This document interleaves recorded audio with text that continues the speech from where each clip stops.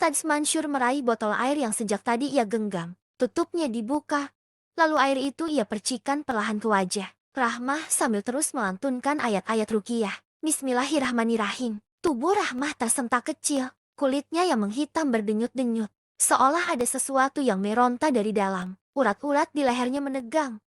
Matanya terpejam rapat. Napasnya tersengal seperti orang tenggelam. Makhluk-makhluk hitam itu mendesis marah. Dia milik kami. Salah satu bayangan melompat ke arah Ustadz Mansur. Namun tubuhnya seketika terpental seolah menghantam dinding tak terlihat. Ustadz Mansur tak membuka mata. Bibirnya tak berhenti bergerak. Allahu la ilaha illahua. Dinda tiba-tiba menjerit kecil. Tubuh mungilnya melengkung ke belakang, lalu jatuh lemas. Dari sudut matanya, air mata hitam mengalir perlahan. Ustadz, suara Dinda nyaris tak terdengar. Sakit. Kalimat itu menghantam dada Ustadz Mansur lebih keras dari serangan apapun. Ia membuka mata, menoleh pada anak itu. Wajahnya memucat. Ya Allah, gumamnya. Ia merangkak mendekat, lalu mengusap kepala Dinda dengan tangan bergetar namun penuh keyakinan. Bertahanlah, nak.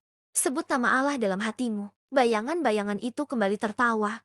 Kali ini lebih keras, lebih berani. Perjanjian darah tak bisa dibatalkan, desis salah satu dari mereka. Putri Eram sudah menandai mereka. Ustadz Mansur berdiri perlahan. Wajahnya tegas. Sorot matanya menyala oleh amarah yang tertahan. Tidak ada perjanjian yang lebih kuat dari kalimat Allah. Ucapnya dingin. Dan tidak ada makhluk yang berhak mengambil nyawa sebelum waktunya. Ia mengambil tasbih, lalu menghentakkannya ke lantai. Allahu Akbar. Dentuman keras terdengar. Seolah lantai rumah terbelah. Cahaya putih menyebar dari tempat ia berdiri. Memaksa bayangan-bayangan itu mundur sambil menjerit. Asap hitam memenuhi ruangan, berputar liar. Lalu satu persatu lenyap menembus dinding. Sunyi kembali turun. Namun berat, Rahmah masih terbaring lemah. Kulitnya perlahan kembali ke warna semula. Meski masih pucat, napasnya belum stabil, tapi tidak lagi tersengal. Dinda terbatuk pelan. Bibirnya yang membiru mulai memerah sedikit demi sedikit.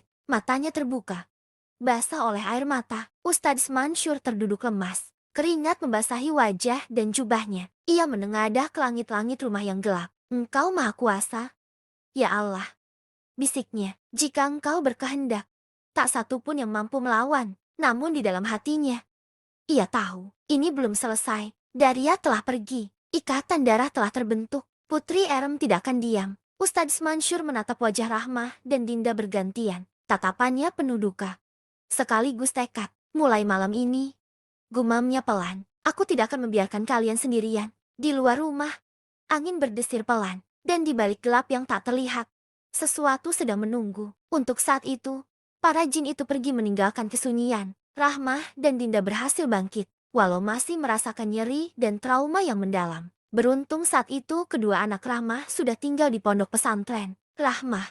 Ustadz Mansur menatap Rahmah lekat. Masih ada sesuatu yang terjadi. Saya harap kalian berdua kuat dan tabah menerima semua ini.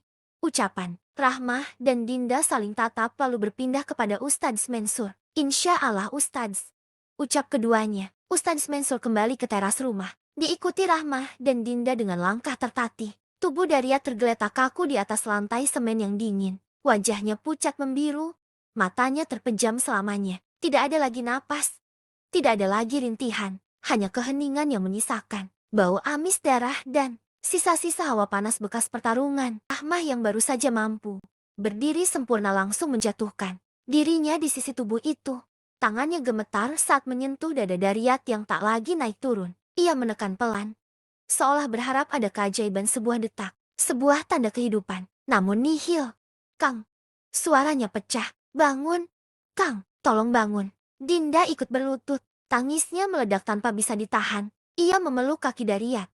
Wajahnya menempel pada kain yang sudah berlumuran darah kering. Tubuh Dinda masih lemah, namun kesedihannya jauh lebih berat daripada luka apapun. Walau dirinya tidak pernah mencintai Dariat, tapi setelah apa yang ia lewati selama di rumah itu, kesedihan itu begitu dalam. Kang, isaknya lirih, nyaris tak terdengar. Kenapa harus begini, Kang? Ustadz Mansur berdiri beberapa langkah di belakang mereka. Wajahnya tampak letih, jubahnya kotor. Napasnya masih belum sepenuhnya teratur. Namun matanya penuh keteguhan. Ia memejamkan mata sejenak, lalu membaca istighfar panjang. Daria telah wafat, ucapnya akhirnya dengan suara berat namun tenang. Ia meninggal dalam keadaan menyesal dan berusaha memperbaiki kesalahannya. Semoga Allah mengampuni dosanya. Rahmah menoleh dengan mata merah dan bengkak. Ustadz, kenapa Allah ambil dia sekarang? Saat semuanya hampir selesai, Ustadz Mansur mendekat, lalu berjongkok. Karena setiap perjanjian dengan jin selalu berakhir dengan harga yang mahal. Rahmah. Namun penyesalan di akhir hidupnya bukan sia-sia. Allah Maha mengetahui isi hati hambanya. Angin malam berembus pelan, membawa daun-daun kering ke teras rumah. Tak ada lagi suara tawa jin. Tak ada jeritan makhluk halus. Rumah itu kembali sunyi-sunyi yang berbeda. Sunyi yang dipenuhi duka. Dinda menggenggam tangan Rahmah erat-erat. Untuk pertama kalinya sejak malam itu dimulai, ia benar-benar sadar bahwa semua telah berakhir. Teror telah pergi, namun kehilangan tinggal menetap. Kang Daryat memang salah, kata Dinda dengan suara bergetar. Tapi dia suami kita. Rahmah memeluk Dinda sambil menangis terseduh-seduh. Air matanya jatuh ke wajah Daryat yang dingin. Ia mengusap kening suaminya untuk terakhir kali. Pergilah dengan tenang, bisiknya. Kami akan bertahan, walau tanpa Akang. Ustadz Mansur berdiri, menatap langit yang perlahan mulai berubah warna. Fajar hampir tiba. Malam kelam itu telah menelan satu nyawa, namun juga mengakhiri sebuah kutukan. Siapkan kain kafan, ucapnya pelan. Kita muliakan jenazahnya. Jangan biarkan kesalahannya menjadi alasan untuk tidak mendoakannya. Rahmah mengangguk lemah, dengan hati yang hancur. Ia dan Dinda perlahan mengangkat tubuh Daryat. Beratnya bukan karena tubuh itu besar, melainkan karena kenangan, dosa, dan cinta yang tak pernah benar-benar hilang. Dan di teras rumah itu, di antara tangis dan doa, berakhirlah kisah perjanjian terlarang menyisakan luka yang akan sembuh, namun tak pernah sepenuhnya hilang.